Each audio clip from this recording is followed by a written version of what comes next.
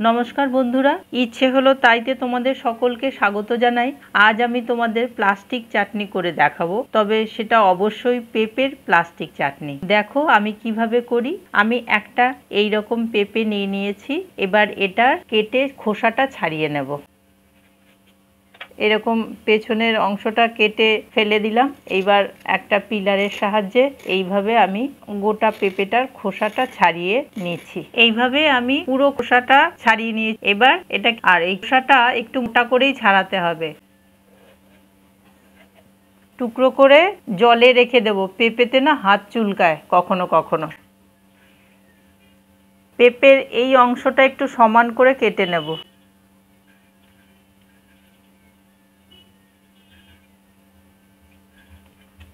এইভাবে আমি সব পেঁপেটাই লম্বা লম্বা টুকরো করে নেব। আমি এই গ্রেটারটা নিয়ে নিয়েছি।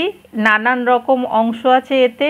এই রকম যেই অংশটা আছে এটায় পাতলা পাতলা পিস করা যায়। এইটাতেই এই পিসগুলো করে নিতে হবে। এরকম একটা পেঁপের টুকরো নিয়ে জাস্ট এইভাবে খুব তাড়াতাড়ি হয়ে যায়, এইভাবে স্লাইস করে নিতে হবে। এই সাংঘাতিক পাতলা যাকে বলে, আর খুবই পাতলা অংশ। এইভাবে আমি সমস্ত পেঁপেগুলোকে কেটে নেব। খুব তাড়াতাড়ি হয়ে যায়, চটজলদি। ছুরি দিয়েও কাটতে পারেন, যাদের ছুরি দিয়ে কাটা অভ্যাস আছে। আমি এইভাবে সমস্ত পেঁপেটাকে স্লাইস করে নেব, টুকরো টুকরো করে নেব। সমস্ত পেঁপেটা আমি এইভাবে টুকরো করে নিয়েছি। এই যে একদম পাতলা পাতলা, এদিক ওদিক দেখা যাচ্ছে এইরকম পাতলা। আমি গ্যাসে একটা কড়াই বসিয়ে দিয়েছি, তাতে খানিকটা জল দিয়ে নিয়েছি। জলটা গ্যাসের ফ্লেমটা বাড়িয়ে দিয়েছি। জলটা প্রায় গরম হয়ে গেছে। এবার সমস্ত পেঁপের টুকরোগুলো দিয়ে দিচ্ছি। গ্যাসের ফ্লেমটাকে হাই করে দিলাম। সামান্য লবণ দেব। 2-3 মিনিট মতন এই পেঁপেটাকে অল্প সেদ্ধ হতে দেব। আমি ঢাকা দিয়ে 3 মিনিট মতন ফুটতে দিচ্ছি। ফিরে আসছি 2-3 মিনিট পর। ফিরে এলাম 2-3 মিনিট পর। ঢাকাটা খুলে নিয়ে দেখছি, হ্যাঁ, অর্ধেকটার বেশি সেদ্ধ হয়ে গেছে। এবার আমি এই কড়াই থেকে পেঁপেগুলো তুলে সব ছেঁকে নেব। গ্যাসে কড়াই বসিয়ে দিয়েছি। এবার খানিকটা জল দিয়ে দেব। এই 2 বাটি মতন জল দেব। আর এই কাচের ছোট বাটিটার 1 বাটি চিনি দিয়ে দেব। এটাতে একটু চিনি বেশি লাগবে। যারা চিনি কম খাবেন, মিষ্টি কম খাবেন, তারা কম দিতেই পারেন। এবার গ্যাসের ফ্লেমটাকে বাড়িয়ে দেব, হাই করে দেব। আর এটা সামান্য নাড়তে থাকবো যতক্ষণ না চিনিটা গুলে যায়। চিনি একেবারে গুলে গেছে, দানা আর নেই। এই মতো অবস্থায় আমি এই যে স্ট্রেনারে করে ছেঁকে নিয়েছি পেঁপের টুকরোগুলো, এই স্লাইস অংশগুলো এবার দিয়ে দিচ্ছি। গ্যাসের ফ্লেমটাকে একটু বাড়িয়ে দিচ্ছি।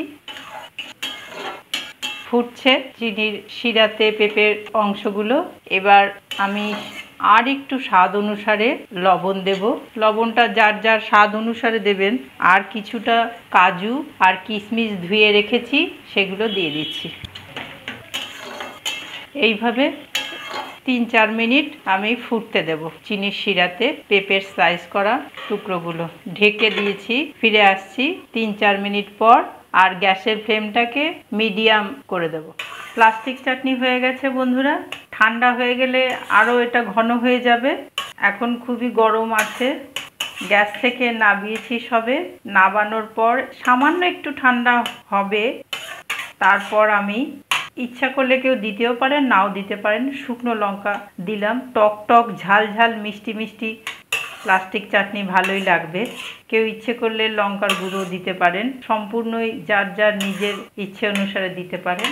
আর আমি দেব একটা গোটা লেবুর রস, আমি করে রেখেছি, সেটা দিয়ে দিই। যারা টক বেশি খান তারা আরও লেবুর রস দিতে পারেন। যারা কম খান টক, তারা কম দিতে পারেন। সামান্য একটু তেঁতুলও দেওয়া যেতে পারে।